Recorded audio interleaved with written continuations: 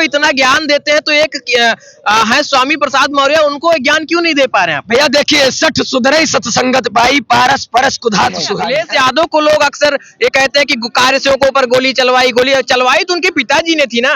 अगर बेटा हत्यारा हो तो बाप हत्यारा हो तो बेटा कैसे हो सकता है? भगवान के भक्त है कहीं ना कहीं, और ठीक है, फिर भी नहीं आ रहे उनका प्रश्न फिर भी नहीं आ रहे नहीं। मैं इस वक्त धर्म नगरी अयोध्या में हूँ। अयोध्या में 22 तारीख को रामलला अपने मंदिर में विराजमान होंगे और 500 वर्षों का जो एक इंतजार था आवाम का, वो इंतजार अब खत्म होने जा रहा है। मैं इस वक्त लता मंगेशकर चौक पर हूँ और यहाँ मैं जो मौजूद लोग हैं उनसे रायशुमारी करने की कोशिश कर रहा हूँ। क्या नाम है सर आपका?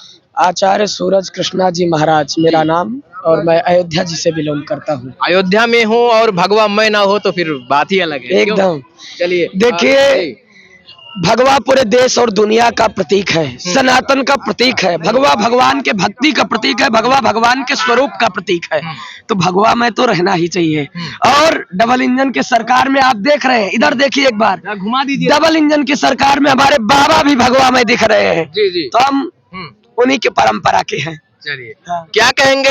तमाम लोगों को बाबा ने भिजवाया, इनविटेशन कार्ड, निमंत्रण कार्ड भिजवाया, लेकिन लोगों ने एक्सेप्ट नहीं किया। कुछ लोग कह रहे हम आएंगे नहीं। जिन लोगों ने निमंत्रण कार्ड को ठुकरा दिया, मुझे ऐसा लगता है उन्होंने अपने भाग्य को ठुकरा दिया, क्योंकि भगवान ने मौका तो दिया उनको कहीं ना कहीं से, लेकिन उन्होंने उस मौके का दुरुपयोग किया।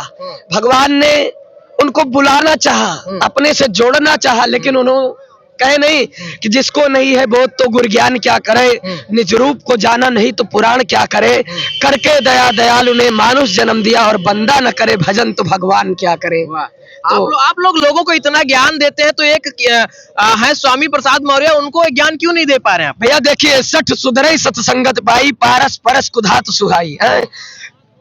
स्वामी प्रसाद जैसे लोगों को सुधारने के लिए हम लोग नहीं बने हैं। उनको अपनी मस्ती में रहने दीजिए। उनको उनके गलत बयानबाजी, गलत कमेंट का उत्तर उनको अपने से ही मिल जाएगा।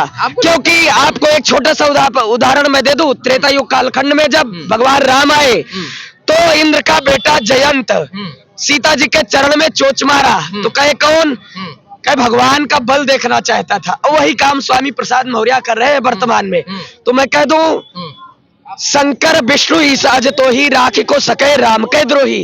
राम के द्रोह करने वाले को कौन रख सकता है, कौन शरण दे सकता है?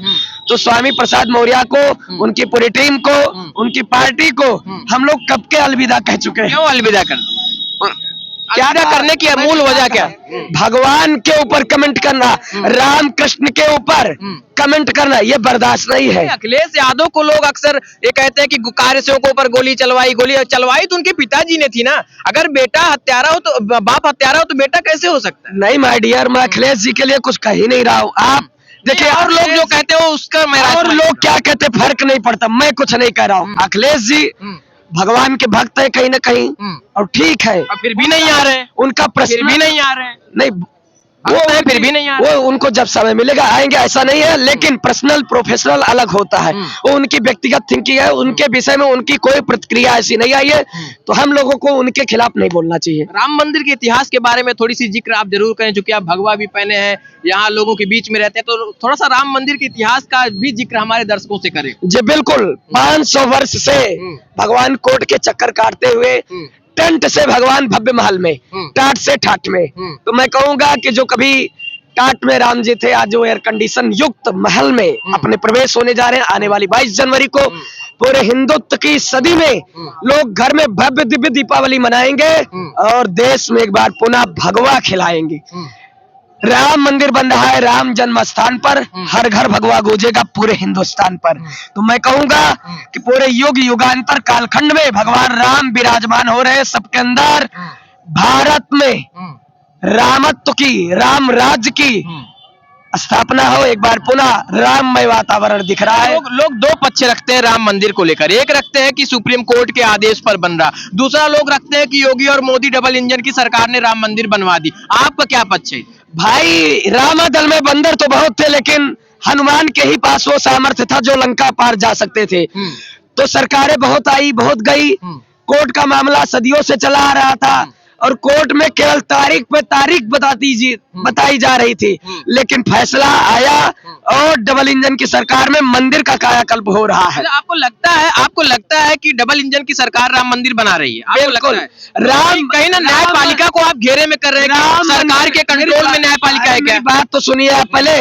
राम मंदिर राम भक्त बना रहे हैं, सरकार नहीं बना रही। सरकार का योगदान है, सरकार का योगदान है, हमारा सपोर्ट सरकार ने कर रही है। कुछ लोग कह रहे हैं कि इतना ज्यादा जो कुछ हो रहा है सब कुछ फिजूल खर्ची है। अरे भैया, कहते हैं कि जो रामद्रोही है वो फिजूल खर्चे के अलावा और कह भी क्या सकते हैं। उनके बयान और इससे ज्यादा अच्छे क्या आ सकते हैं? क्या पैगाम भेजेंगे उन लोगों? बिल्कुल, ये लोग कभी राम को काल्पनिक कहते थे, कभी राम को गाली देते थे, कभी राम के ऊपर प्रश्न चिन्ह खड़ा करते थे, कभी राम के ऊपर कमेंट करते थे। वो राम भक्ति का आडंबर कर रहे हैं। ये कालनेमी लोगों से दूर रहे और आने वाले युग में 2024 में भगवा की सरकार हो और भारतीय जनता पार्टी के वरिष्ठ नेता एक बार फिर से कमल खिले। और मोदी है तो मुमकिन है, क्योंकि अभी मथुरा और काशी बाकी है, अयोध्या तो झांकी है।